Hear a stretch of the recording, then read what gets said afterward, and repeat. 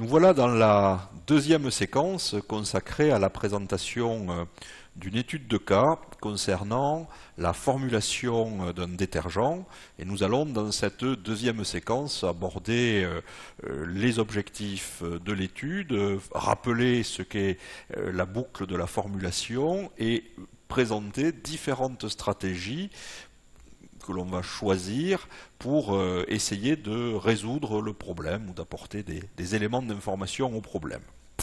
Alors, redécrivons encore une fois ce qu'est la boucle de la formulation lorsqu'on est confronté à un problème de formulation. Vous allez choisir des constituants. Ces constituants sont notés génériquement constituant 1, constituant 2, constituant Q, et vont représenter ce qu'on appelle dans le jargon des plans d'expérience les facteurs de l'étude. Une fois que ces constituants ont été choisis, ils interviendront ensuite par leur proportion, on en reparlera. Il va falloir les mélanger, le mélange faisant appel à l'expertise technologique, avec d'éventuelles variables externes comme le cycle de malaxage ou des températures dans un cycle de cuisson. À la sortie, on obtiendra un produit. Ce produit va être caractérisé, généralement avec plusieurs réponses. C'est ce que nous allons découvrir dans cette étude de cas. Et ces réponses vont être naturellement à optimiser en fonction des objectifs de l'étude qui sont fixés. Les questions que l'on peut se poser sont les suivantes, en espérant que les plans d'expérience apportent des éléments de réponse. Dans quelle proportion doit-on mélanger des constituants préalablement choisis pour atteindre ici un optimum multicritère? Ça sera l'objet de cette étude de cas. Mais également, on peut se poser la question suivante, si l'on dispose d'un mélange de référence, quels sont les effets de petites variations des proportions des constituants autour de ce mélange de référence? Et c'est ce que l'on appelle la robustesse. Alors, une fois que l'on a mesuré les réponses, pour trouver un optimum multicritère, on peut transformer ces réponses en indices de satisfaction, qu'on appelle des désirabilités individuelles. Cette transformation permet de ramener une valeur réelle à une valeur qui appartient à l'intervalle 0,1 adimensionnel, de telle sorte que, au travers, comme vous le voyez sur la formule qui apparaît en bas de l'écran, d'une moyenne géométrique, on va pouvoir définir un indice de satisfaction global que l'on appelle la désirabilité globale. La désirabilité globale, c'est un produit des fonctions de désirabilité individuelle, de telle sorte que si l'on associe 0 à une désirabilité individuelle, quelle que soit la valeur des autres valeurs de désirabilité, pour les autres réponses, l'indice de satisfaction globale est nul. Si on a un indice de satisfaction globale qui est nul ou insuffisant, eh bien on va faire tourner la boucle. Faire tourner la boucle, ça consiste à mélanger dans de nouvelles proportions les constituants, les caractériser, et ainsi on va parcourir cette boucle jusqu'à temps que nous ayons trouvé un optimum multicritère. Alors, dans l'exemple proposé par Renaud et Darcy en 1972, il s'agit d'un mélange ternaire composé d'eau, d'alcool et d'urée. On en a parlé dans la séquence précédente. Ce mélange est destiné à formuler un détergent. Ce détergent, on va tout d'abord s'intéresser à sa stabilité au travers de deux réponses, la viscosité et une autre réponse qui s'appelle le clear point, qu'on va décrire lorsqu'on présentera cette réponse et sa métrologie. Et il va y avoir un optimum multicritère à trouver entre ces deux caractéristiques. Alors on rappelle ici, et c'est issu de la publication de 1972, les méthodes de mesure de la viscosité. On fait appel à un viscosimètre Brookfield pour la viscosité. On verra que dans dans la phase d'optimisation, on cherche à obtenir une viscosité, c'est sur le transparent suivant, comprise entre 180 et 200 centipoises. Et puis vous voyez apparaître à l'écran la description de la mesure de cette deuxième réponse qui s'appelle ClearPoint. On va congeler la solution et on va regarder à quelle température, lors de la décongélation, cette solution, qui est un mélange d'alcool, d'urée et d'eau, va redevenir limpide. Alors la recherche de l'optimum va passer naturellement par la recherche d'un compromis entre les deux caractéristiques. Pour la viscosité, c'est ce que je vous disais, on va chercher une valeur comprise entre 180 et 200 centipoises, et pour la réponse ClearPoint, les opérateurs ou les ingénieurs sont satisfaits, ou seront satisfaits si cette température est inférieure à 5 degrés. Voilà. Alors, maintenant que l'on a défini les objectifs et les réponses, on cherche donc à trouver le meilleur mélange possible pour satisfaire les deux réponses conjointement. On va s'intéresser à la façon d'atteindre le résultat. Et lorsqu'on est confronté à un problème d'optimisation, il faut envisager au départ deux grandes stratégies. Une stratégie qui va être liée à une méthode directe d'optimisation et une stratégie qui va être liée à une méthode indirecte que l'on va décrire tout à l'heure. Les méthodes directes ont été proposées en 1962 en particulier sous le nom de méthode d'optimisation du simplex. C'est une méthode qui est basée sur de la géométrie élémentaire. C'est une méthode où l'on va faire une expérience à la fois en essayant de fuir, comme on va le décrire très rapidement, le plus mauvais point de la campagne expérimentale. Cette méthode, vous pouvez la mettre en œuvre de façon simple au travers du petit logigramme qui apparaît, et cette méthode a fait également l'objet d'une présentation sous forme de cours. Tout commence par la définition d'un simplex. En présence de trois constituants, on va dessiner un triangle équilatéral. On va mesurer l'indice de satisfaction ou la valeur des réponses pour chacun des sommets du simplex. Et la valeur de l'indice de satisfaction va permettre de classer les sommets, en particulier en distinguant le sommet du simplex qui est le plus mauvais. Et le principe de la méthode consiste à fuir étape par étape, c'est pour ça qu'il s'agit d'une méthode séquentielle, ce qu'on appelle le plus mauvais mélange, en prenant l'image de ce plus mauvais mélange par rapport au centre des autres mélanges, en fabriquant ainsi le point R. Bien, que va-t-il se passer dans un mélange ternaire? Voilà le simplex initial qui a été défini. On isole le plus mauvais mélange, qui dans cet exemple est le sommet qui contient le plus de constituants 1, et on prend son image par rapport au centre ici des deux autres mélanges. Et ainsi de suite, on va progresser séquentiellement en fuyant systématiquement le plus mauvais point.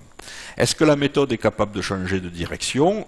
Naturellement oui. Nous voilà arrivés à une étape où naturellement on va prendre l'image du plus mauvais mélange par rapport au centre des deux autres mélanges, et ainsi la méthode va pouvoir changer à partir de règles géométriques simples de direction, au même titre que comment va-t-on définir un optimum? Un optimum, ça va être un sommet qui va naturellement appartenir à de nombreux simplexes successifs, puisque le petit simplex va s'enrouler, si on peut dire, autour de ce sommet. Alors comment considérer qu'il s'agit d'un optimum? D'abord en s'assurant qu'il ne s'agit pas d'une erreur de mesure. Donc une règle de prudence s'impose et consiste à vérifier la valeur de cet optimum, et si finalement la valeur de l'optimum est confirmée, eh bien on dira que l'on a atteint l'optimum pour ce mélange. Alors, un des inconvénients de cette méthode que l'on peut trouver souvent, c'est le choix du pas. En effet, si vous prenez un pas de variation plus petit, eh bien, vous mettrez plus de temps pour atteindre l'optimum, c'est ce que vous voyez sur cette figure, mais pour pallier cet inconvénient, il y a eu, à la suite de la publication de 1962, d'autres publications qui permettent, c'est ce que l'on voit sur ce transparent, d'ajuster le pas en fonction de la variation de la réponse. On va pouvoir donc augmenter la dimension ou réduire la dimension du simplex suivant différents cas de figure qui ont été exposés et présentés dans le chapitre de cours correspondant. On les rappelle ici pour mémoire. Lorsqu'en prenant l'image du plus mauvais point, vous tombez sur un point qui est, ce coup-ci, meilleur que le meilleur point, eh bien on va se donner l'idée d'aller voir 2 fois plus loin en faisant une expansion. Si ce n'est pas le cas, on fera des contractions.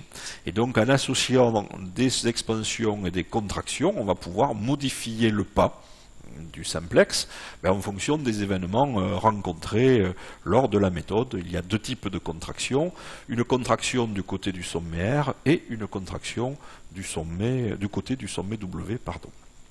Alors voilà le résumé de la méthode dite à pas variable.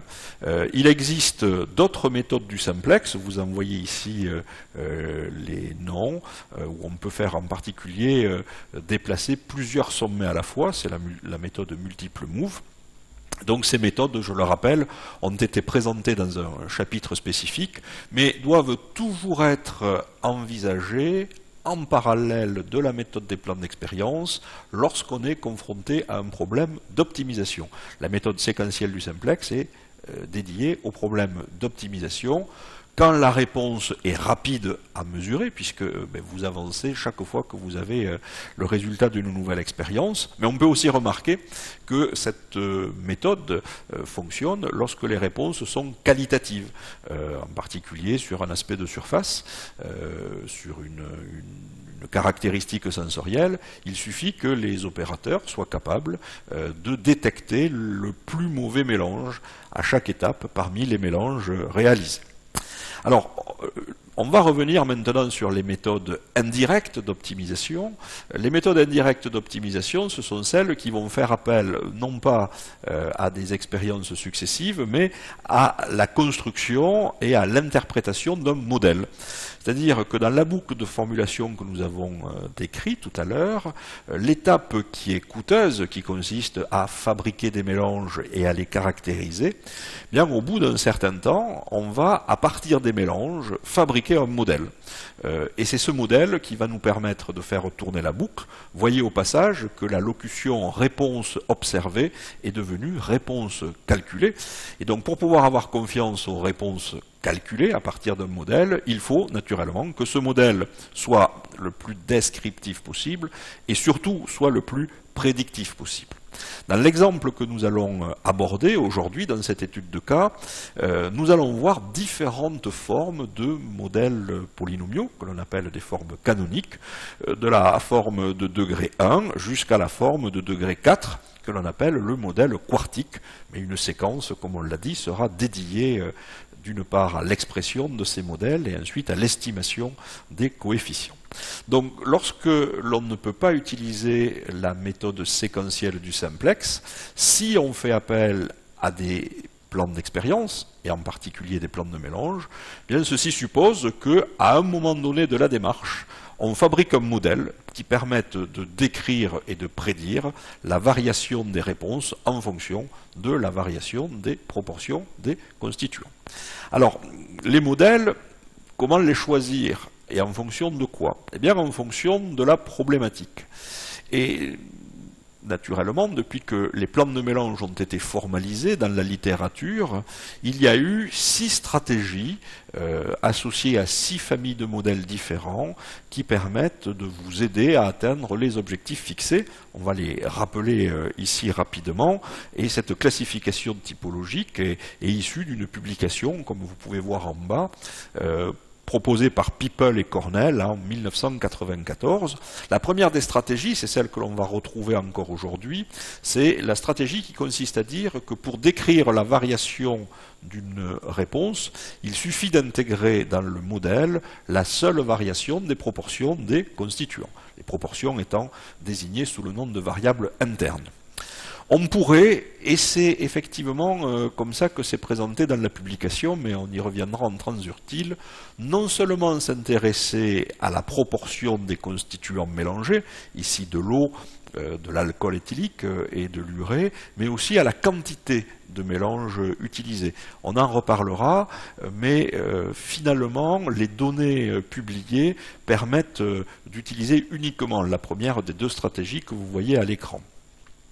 Si vous devez intégrer dans votre problématique d'optimisation des variables de procédé, par exemple celles qui affectent le cycle de malaxage, avec des vitesses de malaxage, des types de malaxeurs différents, des durées de malaxage différentes, par exemple des températures sur un cycle de cuisson, la température, la rampe, le palier, eh bien vous allez associer aux variables internes, c'est-à-dire les proportions des constituants, des variables externes, qui sont des variables technologiques, et une stratégie est dédiée à l'association des deux types de variables dans un même plan d'expérience. Vous pouvez rencontrer une problématique où parmi les constituants présents, un constituant est majoritaire, auquel cas, souvent, ce constituant majoritaire sert de variable d'ajustement, et on va modéliser la variation de la réponse ou des réponses uniquement en fonction des variations des constituants minoritaires.